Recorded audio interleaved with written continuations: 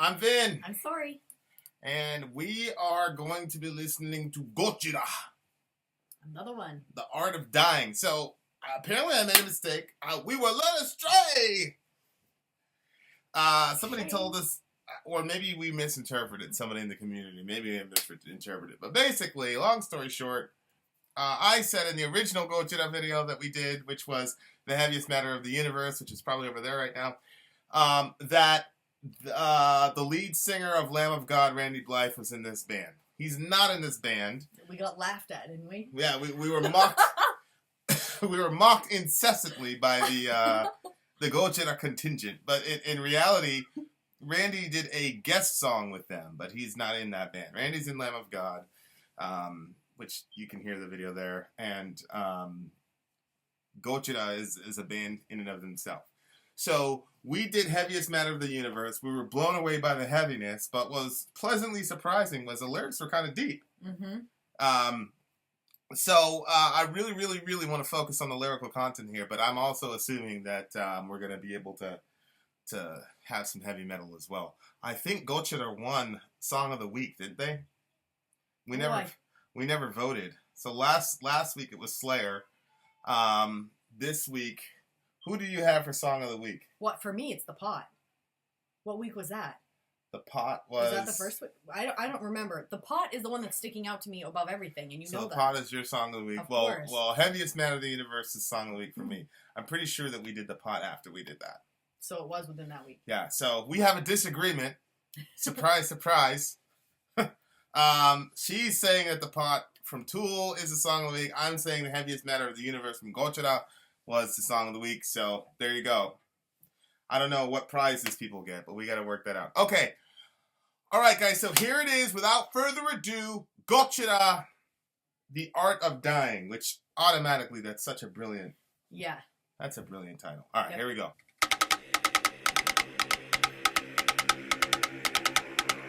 I feel like the heaviness is going to creep up. Oh, I know.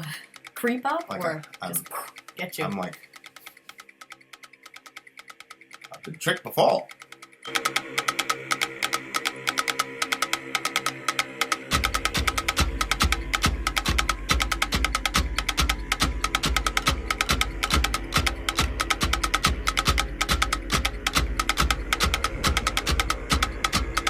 I like that they're taking their time. Isn't that what they did the last time? They took their time? No. Heaviest Matter of the Universe? What was the other one that took their time? Tool. Oh, it's Tool?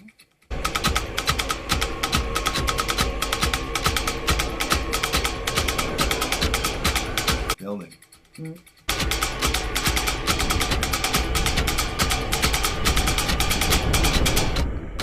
Yeah.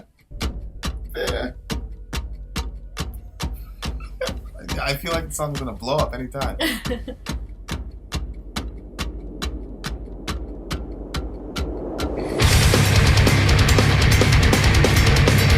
There it is! Yes.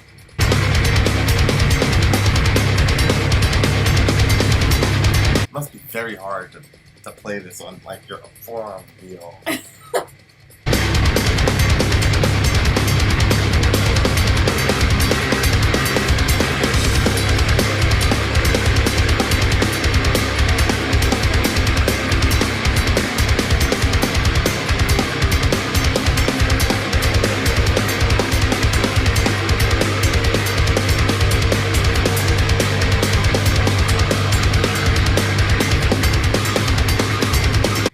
I didn't see this live.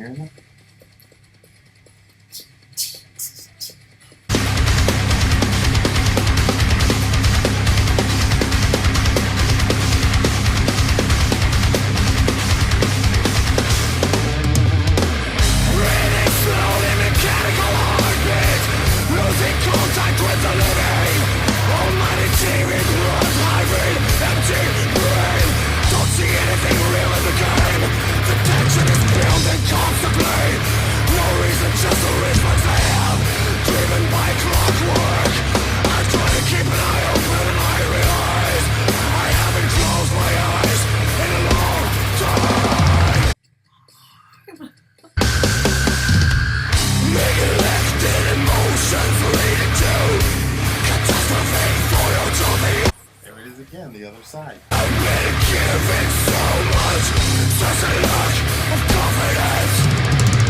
I've been getting the gift of so small, oh, deep inside. I haven't closed my eyes in a long time. I am trying. That's deep. Saying some deep stuff right now, man.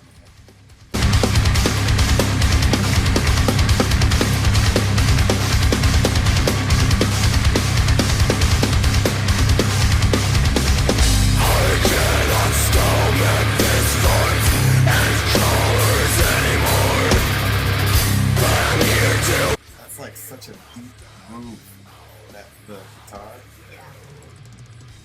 It's like for them to start fast like that and then slow down the bass to like the groovy stuff during the verses.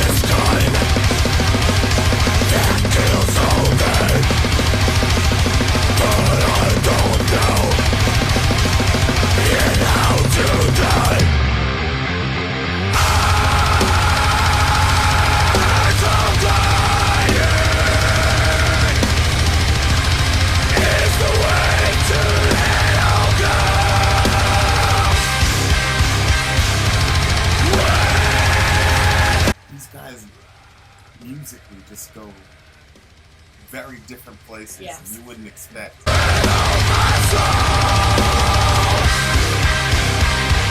It's like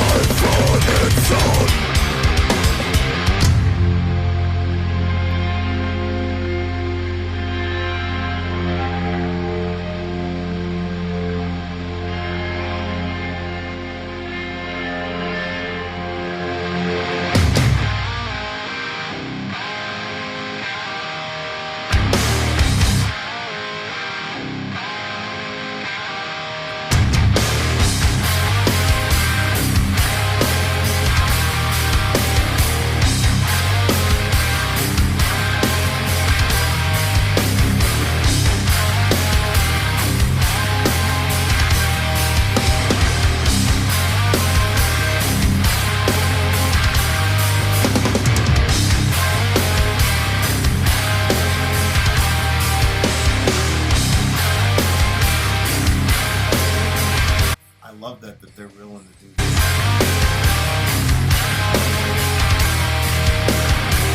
There's like 3 minutes left in the song, so I don't know where they're going next, you know what I mean?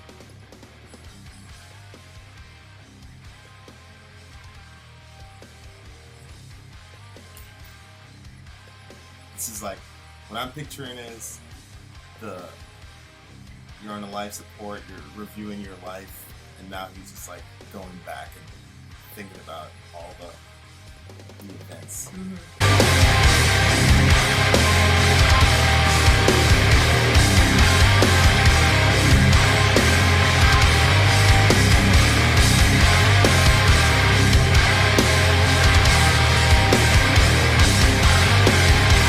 This is like making you think about life. It's crazy.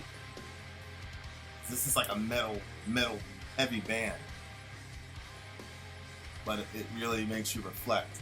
Well, that line said, "This life and death more precious than anything." Yeah. That's what he said he's realizing. So you're experiencing that.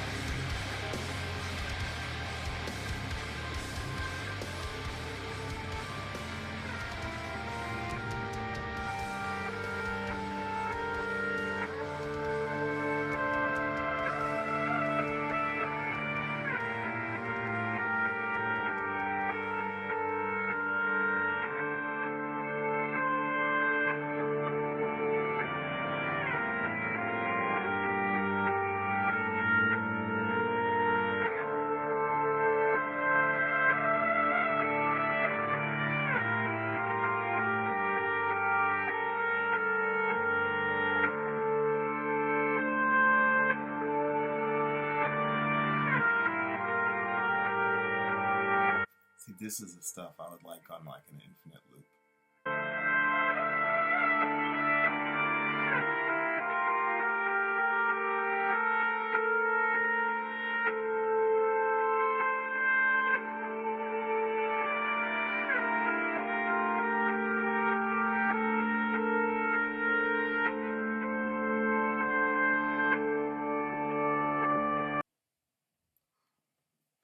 What was going on there? I like the ending.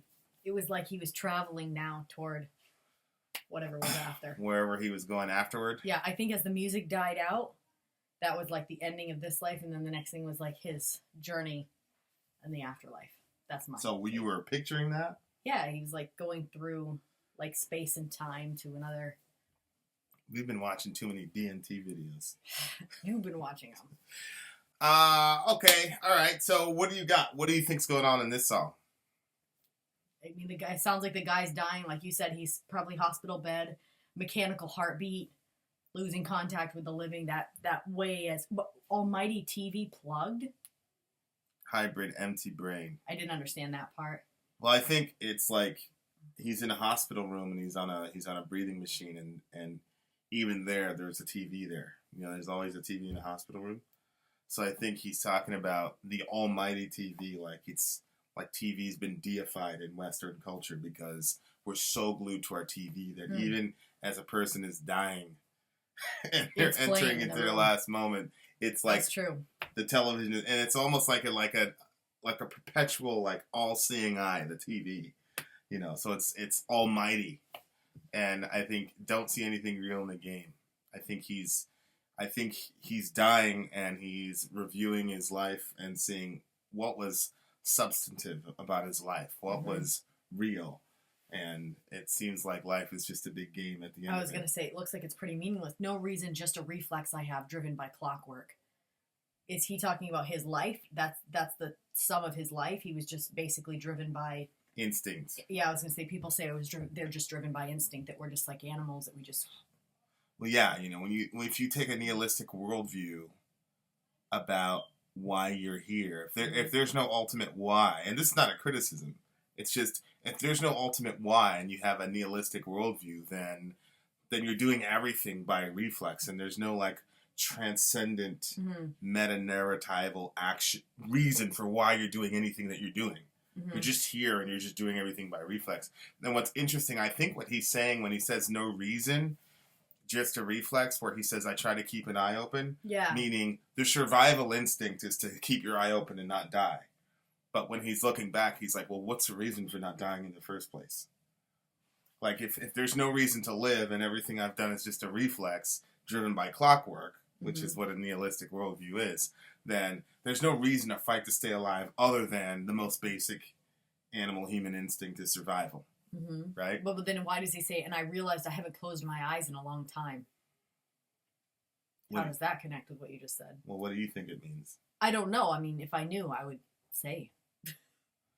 Well, he hasn't he's trying to keep his eye open, and he realized he hasn't closed his eyes in a long time. And I think the title of the song is The Art of Dying, which means I think what he's saying is he hasn't really thought of dying until like he's at the moment of death. So I haven't closed my eyes in a long time. I think it's saying he hasn't slept in a long time, in the sense of he's just been filling his life with a whole bunch of junk, and so he hasn't prepared himself for death yet. And I think here the metaphor of keeping an eye open or closing your eye has to do with living or dying. Oh. Neglected emotions leading to a catastrophic voyage on the other side. Yikes.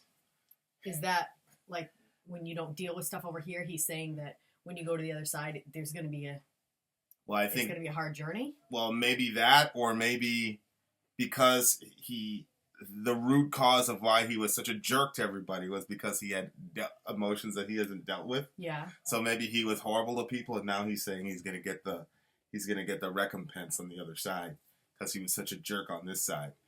Basically, like, if I would have just dealt with my emotions on this side, I wouldn't have been such a jerk, and I would have felt better about what's about to happen. I've been given so much stress and lack of confidence. I've been given the gift of so small hope deep inside. I haven't closed my eyes in a long time. I am trying. Yeah, I think he's trying to hold on to living. I think is what he's saying. Is that he's trying to hold on to living. He's having a hard time transitioning from life to death, I think is what he's saying. So he's saying, I've been given so much stress and lack of confidence, and you think, oh, because of the way that he's lived his life. Yeah. Oh, yeah. And he's got some small hope deep inside, but he's conflicted about going over to the other side. I cannot stomach these forms and colors anymore, but I'm here to continue after all I've been through. I try to keep my eyes open. I'm realizing this life and death more precious than anything. I love that line. I think Which it's one? beautiful. This life and death more precious than anything. Just like that. Why? Because we put so much stock in life and say, and the value of everything is in life. And then sometimes people view that when somebody dies that they cease to exist or whatever, but he's realizing in the moment when he's crossing over that his life and his death both have meaning and both have value. They're more precious than anything. But the understanding of that is only something that can be given to him by God. So, well, yeah, I just liked it, and it was just beautiful sounding to me, like. yeah, Because you hear people a lot of times like they're if they're suicidal or they're dealing with different things and they feel like valueless and they feel like nothing really matters and nobody really cares, and like I think that it's cool just to see like this line that's put out there without any inhibitions, where it's just easy, you can just see what's going on, and he's just saying this life and death is more precious than anything. yeah. What we were talking about yesterday with the Rev, the fact that he knew he wasn't going to live to 30 or past his 30s made it so that the people around him valued every single moment that they had with him. Right. Whereas this guy, it seems like he's dying and he's looking past his life, and there's one aspect of like him saying maybe he didn't really do much with his life, or maybe he did bad things in his life, which is going to make it bad on the other side. Mm-hmm. But on the other hand, he's realizing that the moments that he had in life were precious, and the moment of him dying is also a precious thing. Right. Which is interesting because, there's a story in the Bible where there's this guy and he's poor and he's neglected for his entire life and he's a complete throwaway in society and nobody cares about him. And then he dies. And Lazarus? Yeah, he dies and there's no funeral for him, and there's no mention that there is a funeral for him. There's no mention of anything at all. He's just just somebody that you just throw away, basically. Right. And it says that the angels came to take him, which is was sort of like, no, his death was precious, even if the whole world says that he's worthless or whatever. The guy in the song is coming into the realization that the moment of death is a precious moment. Whatever your belief system is, it's a precious moment because it's marking the transition from A to B. And it'd be like if you could talk to a baby in utero, right? And you would say, hey, being born is amazing. You get born into this other new world and blah, blah, blah. The baby would probably say, I'm good here. It's warm here. I hear my mom. Yeah. I can kind of flip upside down. I'm good here. I don't need to transition anywhere. Then the moment of birth is this crazy moment. And I think, realizing that the moment of death is also a transition from us. Everything we have is familiar. That baby, 9 months is the span of his whole life. So the baby could say, all my life I've been here. Right. And then he's born, right? So we could say all our life we've been here. And then you transition into the other world. Which is interesting. What's very interesting to me about this is that he's looking at life and he's saying, I won't bring no materials into the afterlife. I'll take no possessions. I'd rather travel light. And it's sort of this understanding of what was important and what wasn't important. Yeah. You know what I mean?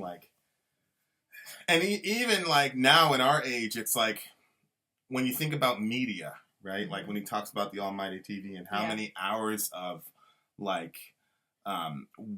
time that you burn in media. And so you have to ask yourself okay, the amount of media that I'm watching, how much of it is worthwhile? How much of it is making, which is, I think, one of the reasons the channel's taking off. Because I think there's a whole community of people that are saying, okay, searching for some depth. Yeah, this medium of YouTube is awesome in one sense, and there's another sense in which you could burn so many hours doing nothing to the almighty TV or the almighty computer screen or the almighty phone screen. You can burn so many hours of your life being consumed with this stuff, but how much of it is actually adding depth to your life and making you think about those ultimate questions? Right. right? And I think that that's one of the things I love so much about our community is that, you know, we're running into these songs for the first time, and the people that love these songs are saying, "This is why I liked it," and then they're giving even more depth to the depth that we've added, and the song becomes more and more full. Like, you know, what's going on with Maynard's mom, and like people have all these little details about the context of that, and the same thing with Avenged Sevenfold. With now, oh man, there's this whole context around the human experience, and now this song where this is a second Gojira song when they're tackling some like huge issues, whether it be sucked into a black hole or this right here about what are you really thinking about when you die? Yeah. Well, like at the end of the day, you're on your deathbed. You know you've got a couple in and outs left, and then you're gone. What are you thinking about?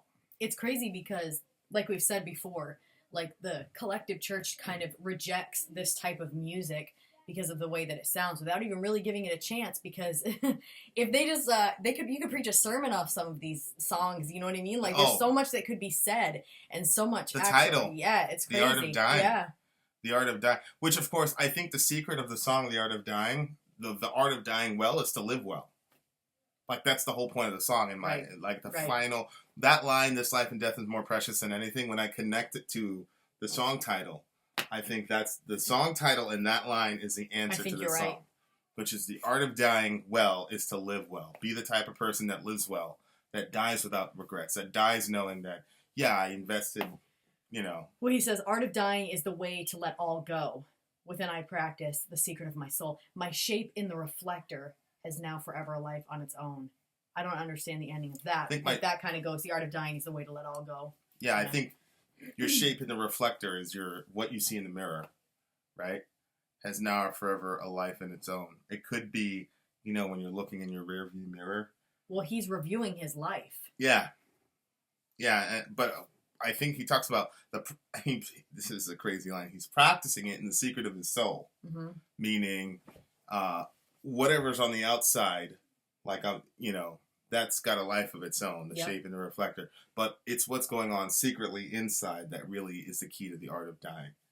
It's what's going on in your soul. It's what's going on with your spirituality that's going to determine whether or not you lived well, and of course whether or not you die well. I was thinking my shape in the reflector, like as he's looking at his life behind him, now he's about to move forward, has now forever a life on its own. Like that, he's realizing that there's like a distinct separation between that life. He's watching that one go as he's passing into the next one. He's going into the next one, yeah. That's a good call. I think that's the case. And I think, you know, that's a cool sort of, I bring no materials in the afterlife. But the way that the song transitioned out was pretty crazy. Because here they are, this big metal band, and heavy vocals, and then they just challenged the listener. Yeah. Can you sit and, you know, I didn't do well initially, but they were challenging the listener. I was like, I bet you're wrong. Like, I think we should just sit. And yeah. And it's, can you sit here for a minute and 45 seconds probably and contemplate what's going on? If you would have just, you know, chilled, you would have enjoyed that last bit. Because, like, I felt like he was like, you know, when he says that he wants to travel light, do you think that that's a double? Light as in, like, I'm not going to carry anything with me, but also light as in, like, I'm going. Like, you know, travel at the speed of light, like. Yeah, that's pretty smart. Yeah, I mean, when you talk, the previous line is take no possessions. I'd rather travel light. So, yeah, I think that's the immediate application. And then, yeah, like you're blasting off into the, because everybody always describes it as going into the light or whatnot. But no, I agree with you. I think that the listener is challenged by the band. Yeah, it's fun to jump around and mosh and all that, but can you just sit and just quietly take a minute and 45 seconds to contemplate what we just talked about here, and kind of weigh your life in the balance and have those moments in the secret of your soul, which is amazing. And it's something that rarely anybody does. I mean, I went to this college where we had to practice a lot of like self-discipline, and one of the things was you had to have all media, no music, no nothing, and just be quiet and just like actually face the thoughts within your own soul, which a lot of people had a lot of difficulty with. And they'll say, like, if somebody gets, you know, imprisoned and they're in solitary confinement, the main reason that I've heard that they go crazy is because you are forced to deal with your thoughts and your actions of your life and stuff. So it's a good practice for everybody to try. Is just quiet everything, stop everything, and actually face yourself. and see. Yeah, you know. it's an amazing thing for a metal band who is as heavy as this band is to push their audience there. Yeah. To do that musically. And I think that the last, I don't know, minute 45 to whatever, I think that's a moment of genius. That's a band going a little bit beyond just... I agree. Okay, I think Tool are the masters of this, but I think that this band is like saying, we're gonna go a little bit higher than just, blast beats and, 4/4, regularizing all the cool gimmicks that you can use to become an awesome metal band, and saying we're gonna actually make you apply what we're talking about in this song before the song's over. I think that's great. Okay, well, what do you got? How are you ranking this one? I'm gonna give it an 8.5. 9. Woo! 9. 9? Yes, because that end part, I really think it was 8. 8.5. I'm gonna have to do 8.5 because I can't decide. I'm going with a 9, and I agree. I'm actually gonna listen to the song again now that I'm prepared to understand their ending. I'm gonna actually contemplate a little bit more. I give this one a 9. You give it a 8.5. 8.5. Okay. All right. Well, there you are. If you have another Gojira suggestion, please do that because they're an interesting band. By the way, this is the band, we're doing a podcast. This is a band that we're going after first.